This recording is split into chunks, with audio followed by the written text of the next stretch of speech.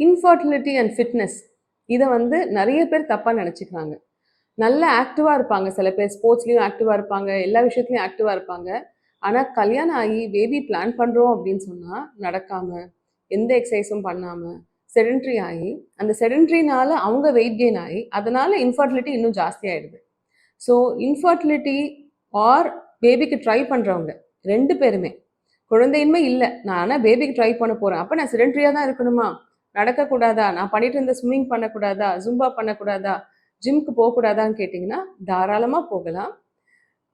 ரொம்ப jumping activities மட்டும் பண்ணாமல் skipping or jumping or running இது மட்டும் தான் பண்ண வேண்டாம்.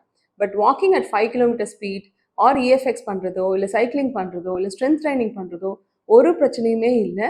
நிறைய பேர் ப்ரெக்னென்சி ஆகிட்டும் ஸ்ட்ரென்த் ட்ரைனிங் பண்ணிட்டு தான் இருக்காங்க.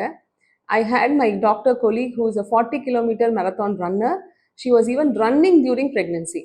ஸோ உங்கள் டாக்டர் உங்களுக்கு இன்னைக்கு நீங்கள் ஃபிட்னஸ் பண்ணக்கூடாதுன்னு சொன்னாலொழிய நீங்கள் தாராளமாக இன்ஃபர்டிலிட்டி ப்ராப்ளம் இருக்குனாலும் சரி, பேபிக்கு ட்ரை பண்ணணும்னாலும் சரி, ஃபிட்னஸை நீங்கள் சைட் பை சைட் எடுத்துகிட்டு போகலாம்.